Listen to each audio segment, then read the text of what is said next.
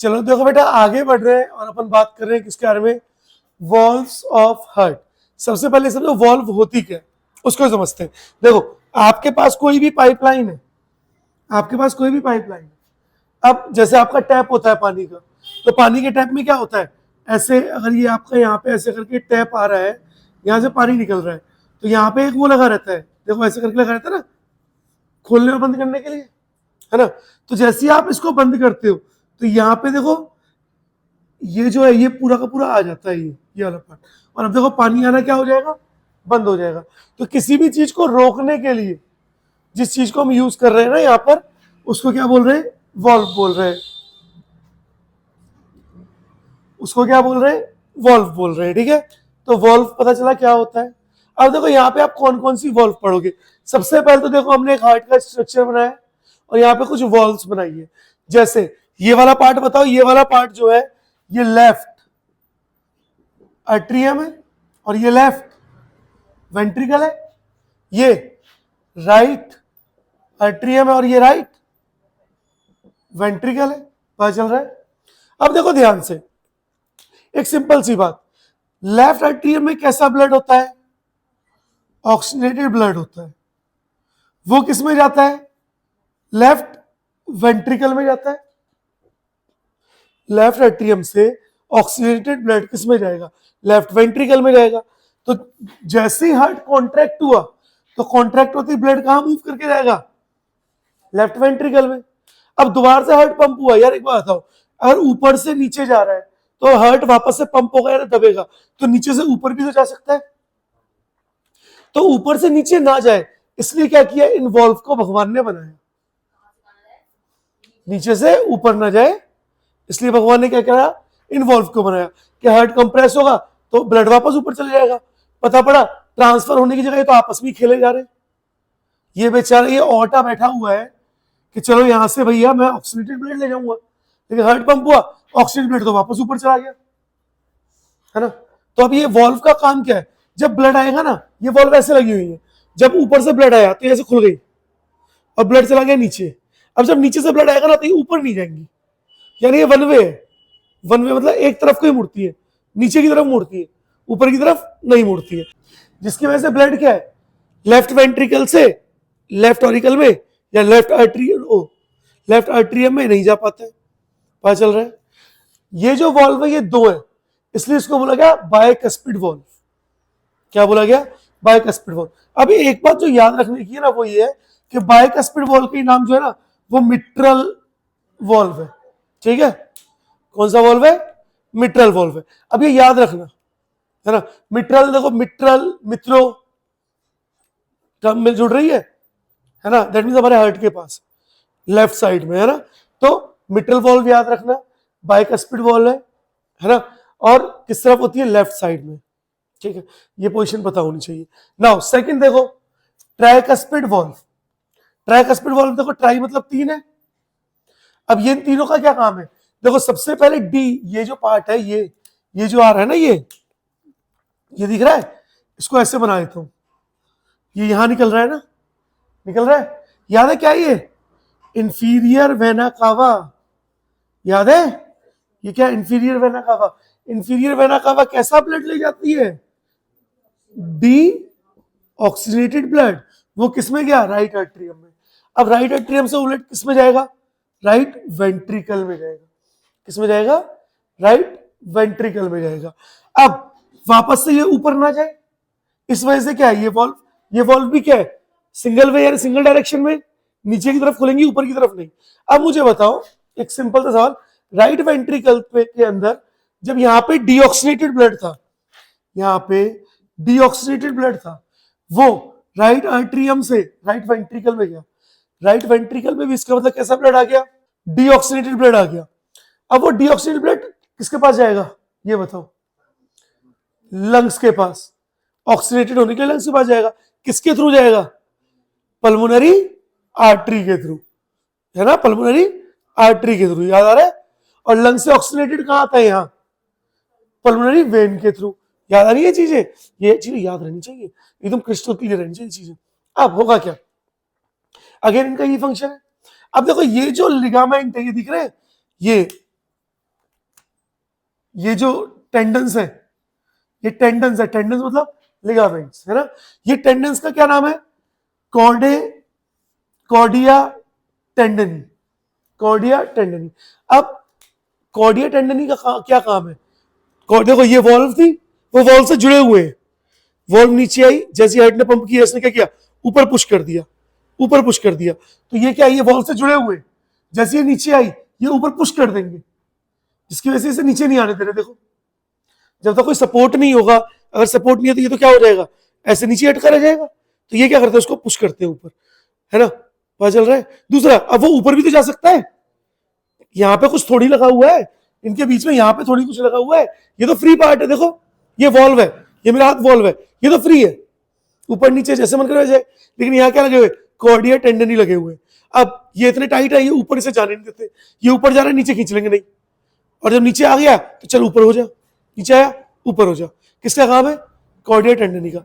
इस काम में अच्छा अकेले काम करेंगे क्या ये? इनके काम करने के लिए कौन सी मसल है? Papillary muscle. तो रियल में होता क्या है? जैसे हार्ट कॉन्ट्रैक्ट होता है तो पेपिलरी मसल से जुड़े हुए कॉर्डिया टेंडनी, और ये इसको ऊपर पुश करते हैं।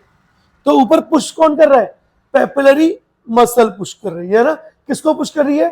कॉर्डिया टेंडनी को। और कॉर्डिया टेंडनी क्या कर रहा है? कप्सिड, बाइकप्सिड और ट्राइकप्सिड वॉल्व को ऊपर की तरफ ले जा रहा है। पता चला? क्या यहां तक क्लियर है हमें सारी चीजें? पक्का कोई डाउट तो नहीं है? चलो बहुत अच्छे, यहां तक हो गया। देखो ये वाला जो पार्ट है ये इरेगुलर मसल्स है, वेंट्रिकल में भी इरेगुलर मसल्स है जो कॉन्ट्रेक्शन में भी हेल्प कर रही है। तो उनका क्या नाम है? कोलुम्ने कार्नेक, कोलुम्ने कार्नेक है ना। तो कोलुम्ने कार्नेक क्या है? एक इरेगुलर मसल है, ठीक है। अब ये मसल भी कॉन्ट्रैक्ट हो रही है, क्लियर है? यहां तक कोई डाउट? पक्का नहीं है? दैट मीन्स हमारा ये भी हो गया, ये भी हो गया, ये भी हो गया, ट्राइकप्सिड वॉल्व भी हो गया, बाइकप्सिड वॉल्व भी हो गया। आओ सेमी लूनर वॉल्व पे, आओ सेमी लूनर वॉल्व पे। सेमी लूनर वॉल्व कहां प्रेजेंट होती है? पल्मोनरी आर्टरी और ऑर्टा में, पल्मोनरी आर्टरी और ऑर्टा में। अब देखो ये ऑर्टा है, ये क्या है? हम इसको लिख देते हैं ना, यहां लिख देते हैं, क्या दिक्कत है? ये है ऑर्टा, ये क्या है? ये ऑर्टा है। ऑब्वियस सी बात है, ये ऑक्सीडेटेड ब्लड ले जा रहा होगा ऑर्टा। अगर कोई पूछे भी तो सबको पता है लेफ्ट वेंट्रिकल में ऑर्टा होता है और राइट वेंट्रिकल में पल्मोनरी आर्टरी होती है ना। तो पल्मोनरी आर्टरी और ऑर्टा दोनों के अंदर सेमी लूनर वॉल्व होती है। और इन वॉल्व का भी क्या काम है? जब ब्लड जा रहा है तो ये ऊपर हो गई, लेकिन जब ब्लड वापस आ रहा है तो ये नीचे हो गई, ब्लड को नीचे नहीं आने दिया। नहीं तो पता पड़ा ब्लड थोड़ा चढ़ा फिर नीचे आ गया, फिर चढ़ा फिर नीचे आ गया। बॉडी पार्ट बोल रहे हैं अरे कहाँ है खून, कहाँ है ब्लड? तो उसके लिए कौन यूज हुआ? Semi lunar valve. किसमें प्रेजेंट होती है? पल्मोनरी आर्टरी में और ऑर्टा में, क्लियर है? देन आता है आपका स्टेशियन वॉल्व। स्टेशियन वॉल्व, स्टेशियन वॉल्व का काम क्या है इसको समझो भाई, बड़ी इंपॉर्टेंट वॉल्व है। ये किसमें प्रेजेंट होती है? फीटस में। ये किसमें प्रेजेंट है? फीटस में।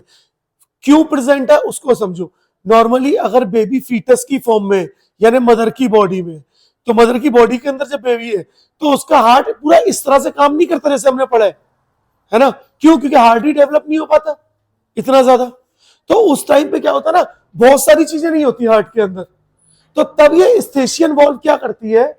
ये इंफीरियर वेना कावा से देखो देखो कमाल की बात, नॉर्मली इंफीरियर वेना कावा कैसा ब्लड ले जाता है? डीऑक्सीडेटेड। लेकिन एम्ब्रियो के केस में यानी फीटस की फॉर्म में इंफीरियर वेना कावा ऑक्सीजनेटेड ब्लड ले जाता है और देता है किसको? स्टेशियन वॉल्व।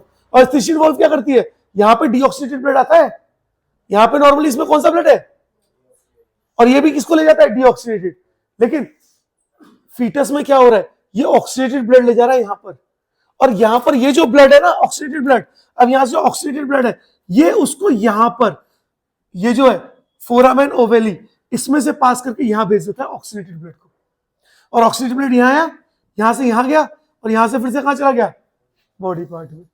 समझ आ रहा है? ये फीटस में होता है। तो कोई भी पूछता है स्टेशियन वॉल्व किसमें? फीटस में होती है।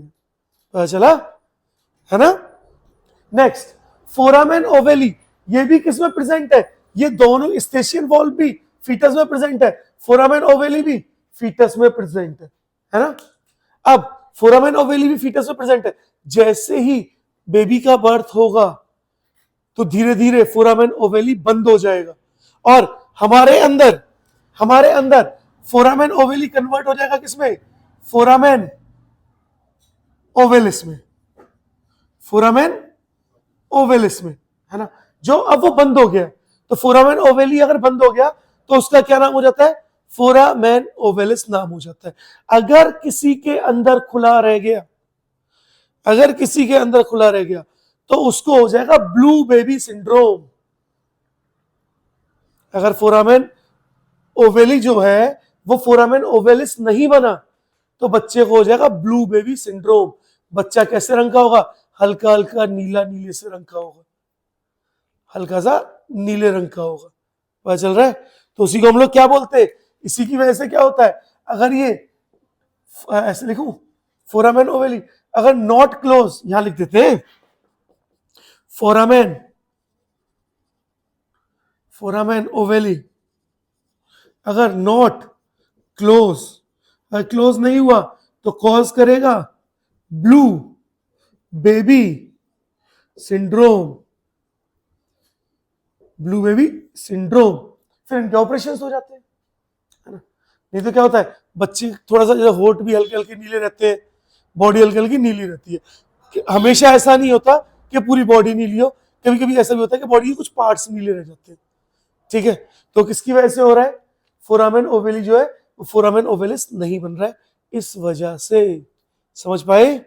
अब यही सारी चीजें क्या की है मैंने यहां पर लिखी हुई है, देखो ट्राइकप्सिड वॉल्व प्रेजेंट होता है किसके बिटवीन, राइट एट्रियम और राइट वेंट्रिकल में, अलाउ करता है ब्लड को फ्लो होने में राइट एट्रियम से राइट वेंट्रिकल में, लेकिन बैकवर्ड फ्लो को अलाउ नहीं करता। दैट मींस देखो क्या लिखा है, प्रिवेंट करता है बैकवर्ड फ्लो को। सेकंड क्या है, बाइकप्सिड वॉल्व, प्यार से क्या बोलते हैं, मिट्रल वॉल्व, क्या बोलते हैं, मिट्रल वॉल्व बोलते हैं ना। किसके बीच में प्रेजेंट है, लेफ्ट एट्रियम और लेफ्ट वेंट्रिकल के बीच में। कितने होते हैं, 2। ये भी क्या करते हैं, बैकवर्ड फ्लो को प्रिवेंट करते हैं, है ना। बाइकप्सिड वॉल्व और ट्राइकप्सिड वॉल्व को मिलाकर के एक वॉल्व बनती है जिसको हम बोलते हैं आर्टीरियो वेंट्रिकुलर वॉल्व, या फिर हम इसको बोलते हैं एवी वॉल्व, ठीक है, आर्टीरियो वेंट्रिकुलर वॉल्व। क्लियर है। स्टेशियन वॉल्व प्रेजेंट होता है कहां पर, near the opening of inferior vena कावा, this is the opening of inferior vena कावा, इसके पास, इसके ऊपर प्रेजेंट है। क्या काम है, स्टेशियन वॉल्व डायरेक्ट में डायरेक्शन देता है किसको, ऑक्सीजन रिच ब्लड यानी ऑक्सीजनेटेड ब्लड को from the inferior vena cava, बोला ना, टूवर्ड्स फोरामेन ओवेली, है ना, and away from tricuspid valve during foetal development. समझ आ रहा है। नेक्स्ट सेमिल्यूनर वॉल्व किसमें प्रेजेंट थी, पल्मोनरी आर्टरी और ऑर्टा में, ठीक है। और ये भी क्या कर रही है, प्रिवेंट कर रही है किसको, बैकवर्ड फ्लो को, ठीक है। Next last thebesian valve. Thebesian valve क्या होती है, थिबेशियन वॉल्व प्रेजेंट होती है कोरोनरी साइनस के बीच में। अब क्या होता है coronary sinus, coronary sinus is a cavity, ये कैविटी है। नॉर्मली कोरोनरी वेन से ऑक्सीडेटेड ब्लड आया, कोरोनरी आर्टरी में गया, तो कोरोनरी आर्टरी और कोरोनरी वेन के बीच में एक साइनस प्रेजेंट होता है जिसको हम बोलते हैं कोरोनरी साइनस। तो उसमें ये वॉल्व प्रेजेंट होती है। क्यों प्रेजेंट है, ताकि कोरोनरी वेन से ऑक्सीडेटेड ब्लड कोरोनरी आर्टरी में ना चला जाए, या कोरोनरी आर्टरी से डीऑक्सीडेटेड ब्लड कोरोनरी वेन में ना चला जाए। तो उसके बीच में क्या प्रेजेंट है, थिबेशियन वॉल्व। बोलो समझ आया। चलो तो एक बार इन चीजों को अब याद रखना। ब्लू बेबी सिंड्रोम किसकी वजह से हो रहा है, फोरामेन ओवेली अगर कन्वर्ट नहीं हुआ फोरामेन ओवेलिस में, यानी वो बंद नहीं हुआ तो। बोलो क्लियर है बच्चों। चलो जरा नोट करो।